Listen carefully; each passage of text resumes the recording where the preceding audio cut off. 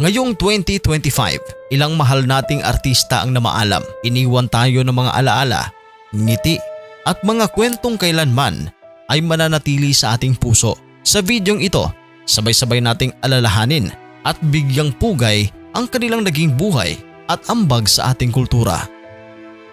Gloria Romero. Pumanaw si Gloria Romero noong January 25, 2025 sa edad na 91 years old. Ang sanhi ng kanyang pagpanaw ay natural na mga dahilan at pumanaw siya ng payapa sa kanyang tahanan sa Quezon City na napapaligiran ng mga mahal niya sa buhay. Si Gloria Romero ay isang mistizang aktres ay nagsimula sa showbiz noong 1950s bilang extra sa Sampaguita Pictures. Sa kanyang ganda at talento, agad siyang napansin at naging lead star sa mga pelikula tulad ng Dalagang Ilocana na nagbigay sa kanya ng FAMAS Best Actress Awards noong 1954. Ipinagpatuloy niya ang kanyang karera sa pelikula at sa teleserye sa loob na mahigit 70 years. Siya ay naging isa sa mga pinakadakilang aktres sa kasaysayan ng Philippine cinema. Matutina. Pumanaw si Matutina noong Pebrero 14, 2025 sa edad na 78 years old.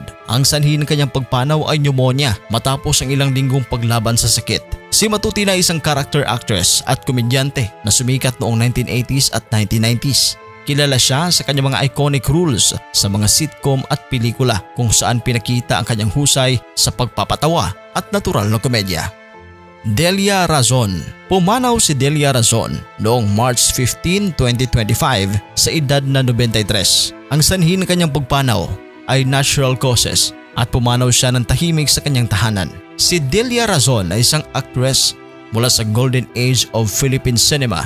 Nagsimula siya sa showbiz noong dekada 40s at 50s at agad na naging star sa mga pelikulang tulad ng Prinsipe Amante at Mutya ng Pasig. Kinilala siya sa kanyang klasikong ganda at husay sa pag-arte.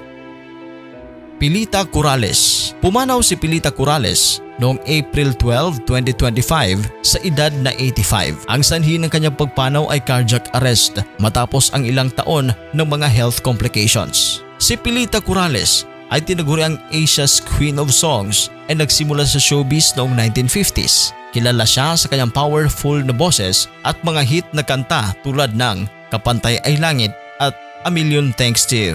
Isa rin siya sa mga pioneer sa pagpapalaganap ng OPM at naging mentor ng mga bagong henerasyon ng mga mangawit. Nora Honor.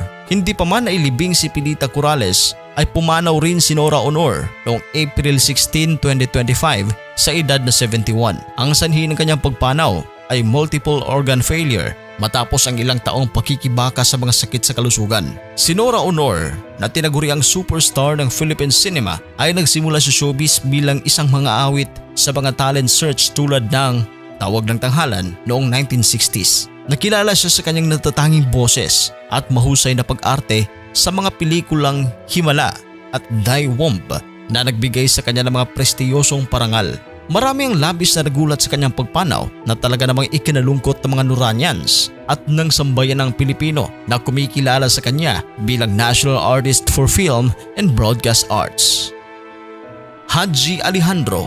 Pumanaw si Haji Alejandro noong April 21, 2025 sa edad na 70. Ang sanhi ng kanyang pagpanaw ay colon cancer. Si Haji ay isa sa mga pinakatanyag na mga awit ng OPM noong 1970s at binansagan bilang kilabot ng kolehiyala. Kilala rin siya sa kanyang mga hit na Panakip Butas, Nagkapagtataka at Kay Ganda ng Ating Musika. Isa siya sa mga pangunahing alagad ng musika na nagpasikat ng original Filipino music o OPM sa kanyang panahon. Ricky Davao.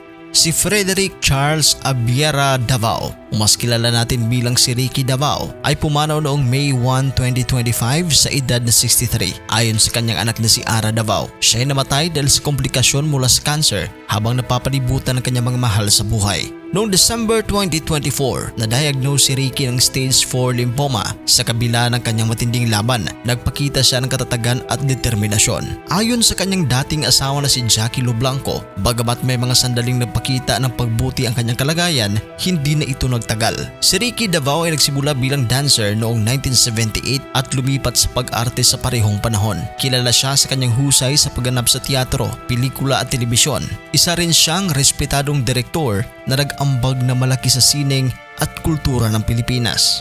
Baka may nakalimutan akong personalidad na hindi nasama dito sa video natin. I-comment lang yan sa ating comment section. At sa mga hindi pa nakapag-subscribe, huwag kalimutan na mag-subscribe sa Showbiz Caster. Maraming salamat po.